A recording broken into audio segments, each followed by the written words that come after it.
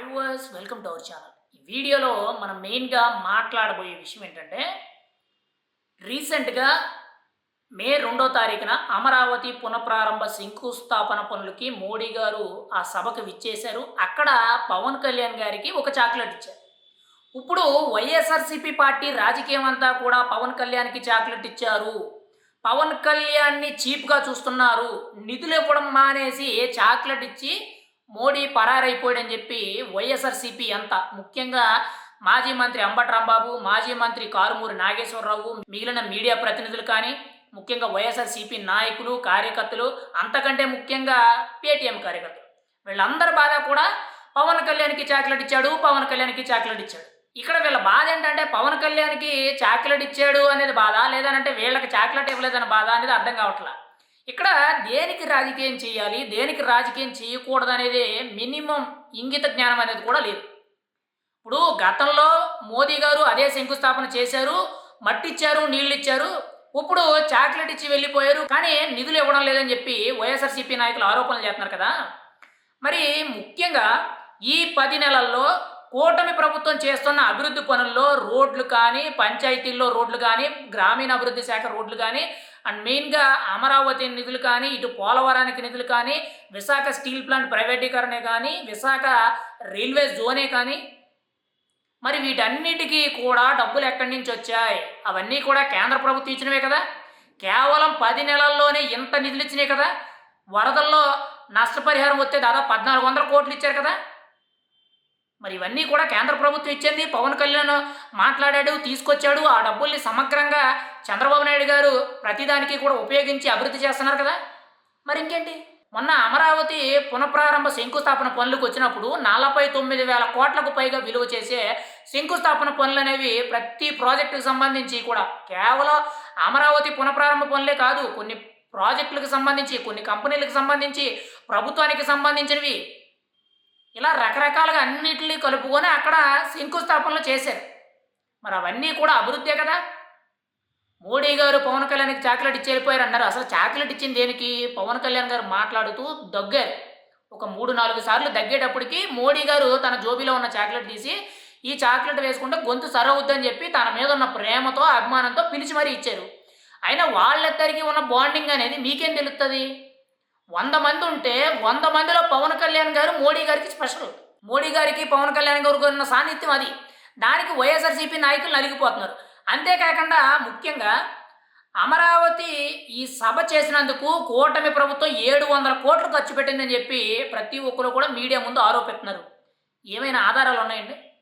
700 కోట్ల రూపాయలు ఖర్చు పెట్టారని చెప్పి ఎక్కడైనా ఆధారాలు ఉన్నాయా? పైగా వీళ్ళు చెప్పే నీతి కబుర్లు ఎలా ఉన్నాయంటే, ప్రజల సొమ్ముని దుర్వినియోగం చేస్తున్నారు, ప్రజా దుర్వినియోగం చేస్తున్నారని చెప్పి మాట్లాడుతున్నారు. వీళ్ళు గత 5 ఏళ్ళు ఎలా పరిపాలించారనేది ఒకసారి గుర్తు తెచ్చుకోవాలండి.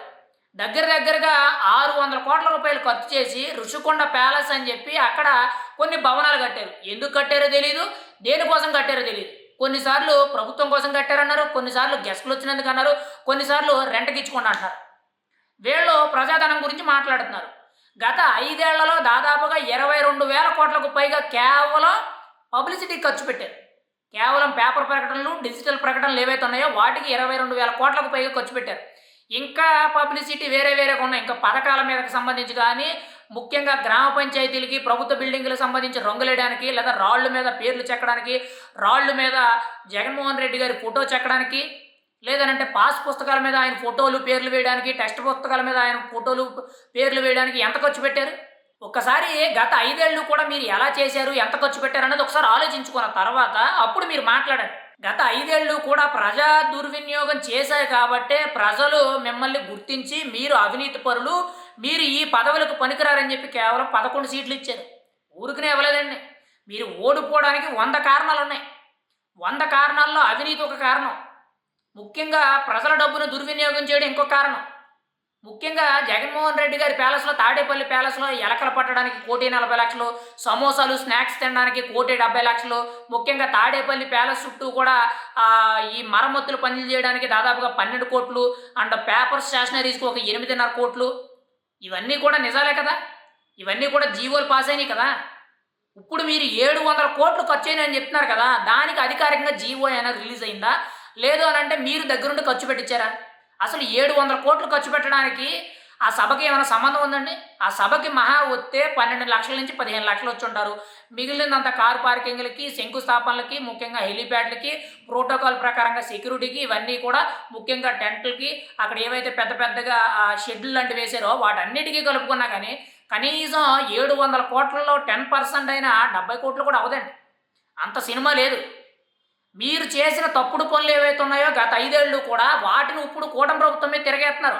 అంతే తప్పితే కూటమి ప్రభుత్వం ఇప్పుడుగా అప్పుల్లో కూరుకుపోయాము. మీరు చేసిన అప్పులు మేము తీర్చలేక చస్తున్నాము.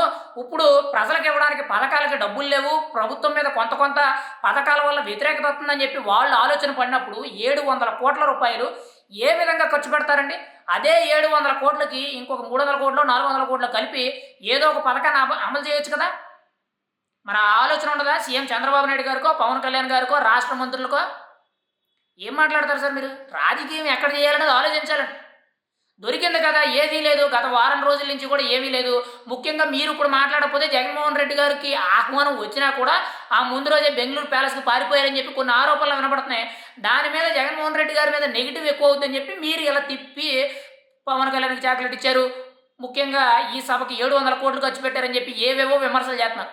మీరు చేసిన ఆరోపణలు కానీ, విమర్శలు కానీ కనీసం ప్రజలు అంగీకరించడం లేదండి. గత 5 ఏళ్ళు కూడా ఇలా మాట్లాడి, ఇలా విమర్శించి, బూతులు తిట్టి ఇటువంటి పరిపాలన చేయబట్టే కదా మీరు ఓడిపోయింది. ఇంకా అదే శైలి, ఇంకా అదే పాత చింతకాయ పచ్చడి. ఇకనైనా కానీ కొంచెం మారండి సార్.